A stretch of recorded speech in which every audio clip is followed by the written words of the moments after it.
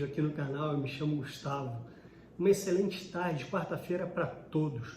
Você que está chegando pela primeira vez aqui no canal, aperta o botãozinho aqui embaixo de inscrever-se, se inscreve, acione o sininho da notificação para não perder nenhum conteúdo quando for postado por nós aqui no canal.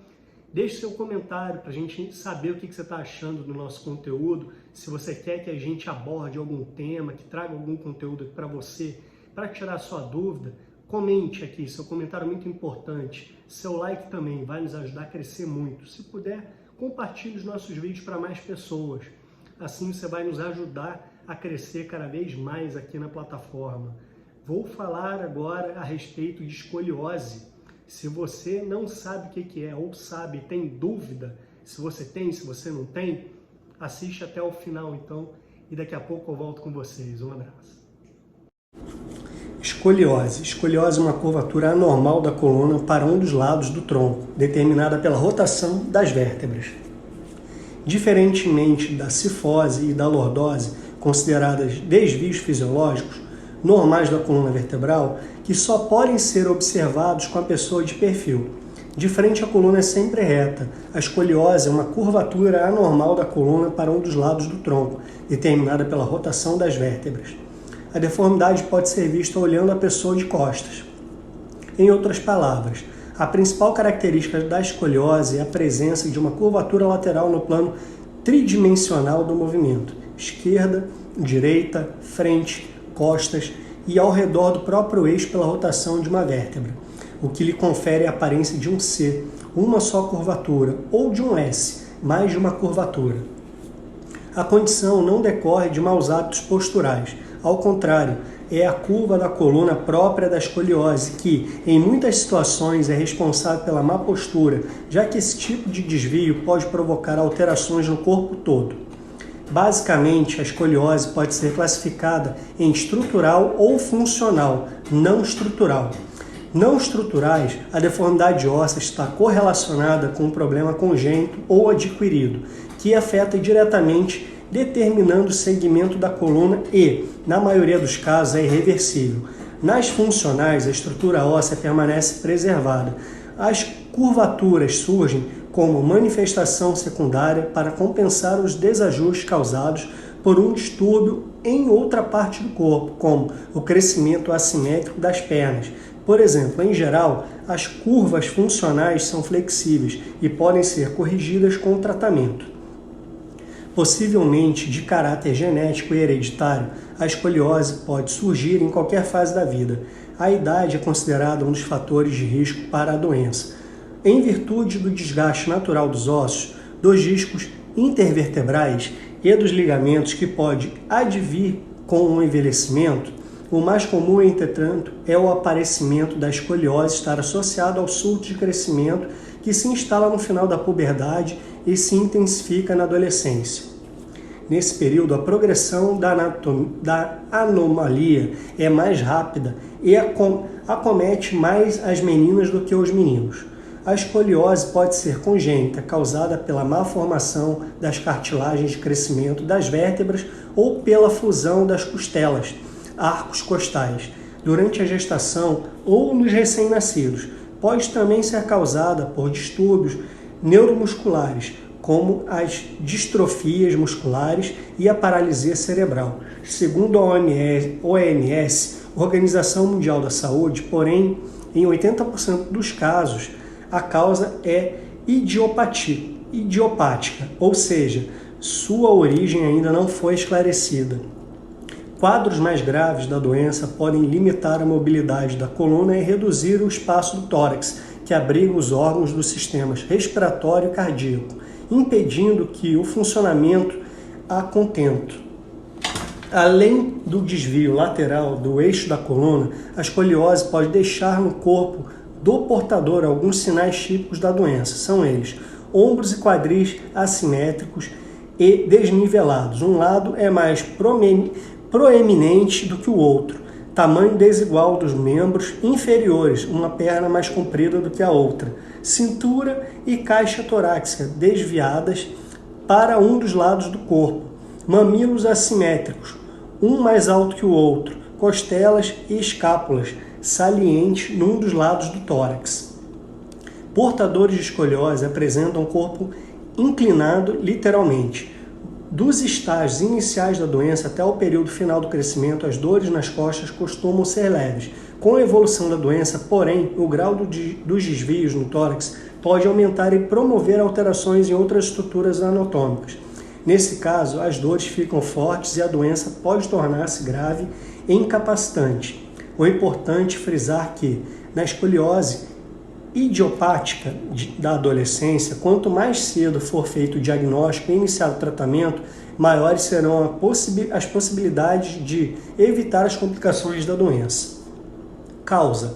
A causa da maior parte dos desvios patológicos da coluna vertebral é idiopática, ou seja, sua origem é obscura, desconhecida. Nos casos em que é possível determinar a causa, os desvios anormais da coluna podem ter explicações genéticas ou então serem provocados por anomalias congênitas ou adquiridas ao longo da vida. Podem ainda estar associadas a alterações ósseas, musculares ou neurológicas do organismo.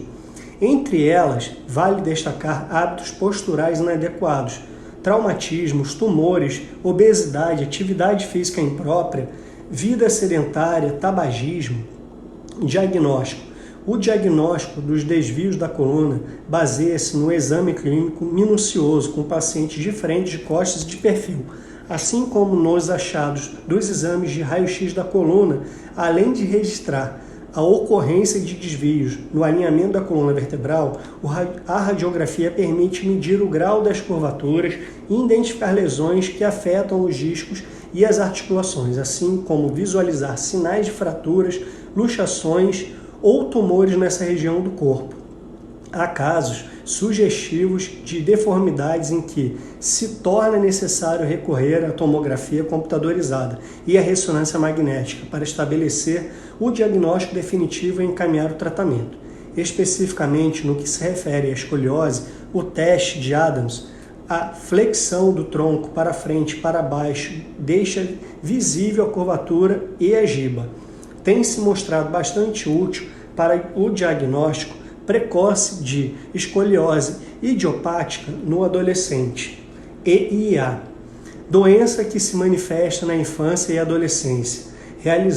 Realizado em poucos minutos, esse exame permite identificar desvios anormais no alinhamento da coluna e assimetrias no tronco. Um lado das costas é mais alto do que o outro, ligados à rotação vertebral e à presença da gibosidade. Tratamento.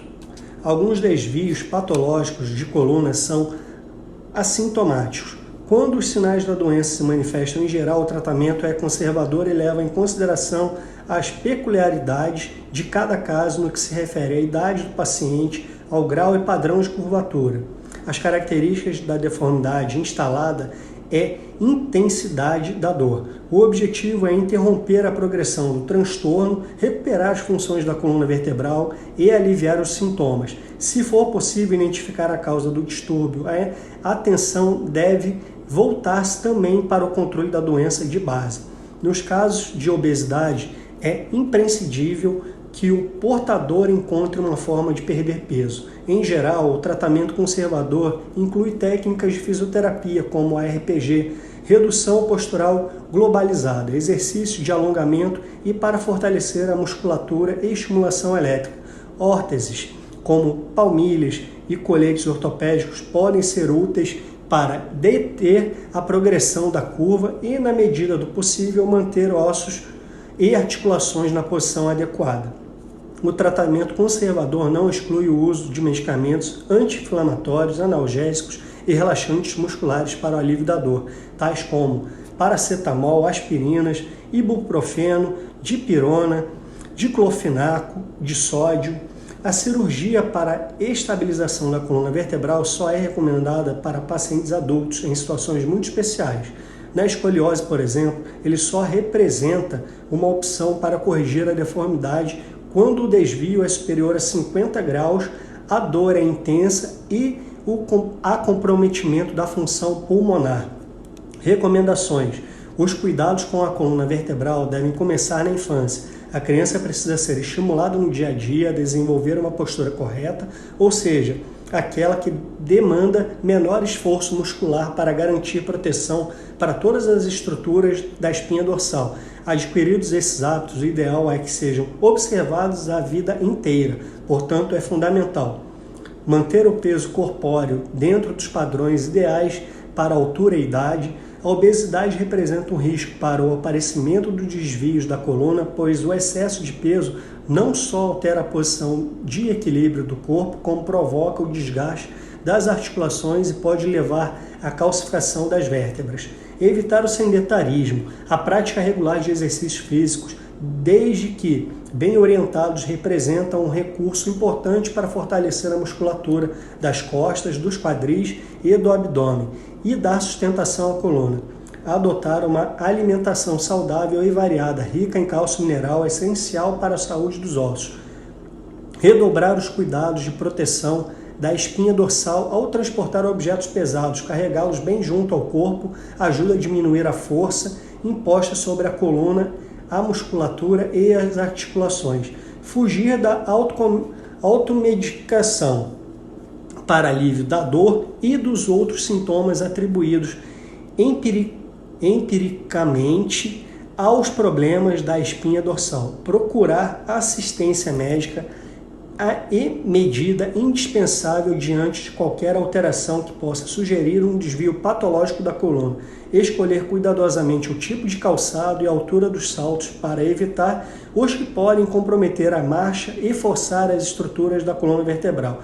Já está provado que saltos excessivamente altos provocam alterações no centro da gravidade do corpo, que alteram o posicionamento da coluna. Para compensar, os ombros são jogados para trás e a cabeça projetada para frente, o que provoca mudança na angulação das curvaturas cervical e lombar. Sempre é bom lembrar que uma alteração numa região da coluna vertebral resulta em mudanças em toda a coluna, a fim de que a posição do tronco e o equilíbrio sejam preservados. E aí, meus amigos, conseguiram tirar dúvida com relação à escoliose? Você entendeu o que é escoliose? Se você tiver ainda dúvida e quiser aprender um pouco mais, saber mais a respeito, procura um ortopedista, conversa com ele e verifica se você tem ou não. Muitas vezes dá para se tratar a escoliose com exercício, com fisioterapia, com musculação. Só que antes de você procurar um fisioterapeuta ou um profissional da área de musculação, né, você procura um ortopedista primeiro e avalia a sua situação, beleza? Se você está chegando aqui pela primeira vez no canal, não deixe de apertar o botãozinho de inscrever-se, se inscreve aqui no canal, acione o sininho da notificação para receber todos os nossos conteúdos toda vez que for postado. Comenta, que o seu comentário é muito importante, e deixe o seu like, pois o seu like vai nos ajudar a crescer cada vez mais. Compartilhe os nossos vídeos com mais pessoas, para que possam vir assistir aqui também e nos ajudar a crescer cada vez mais. Contamos com a sua ajuda. Até o próximo vídeo e um excelente final de quarta-feira para todos.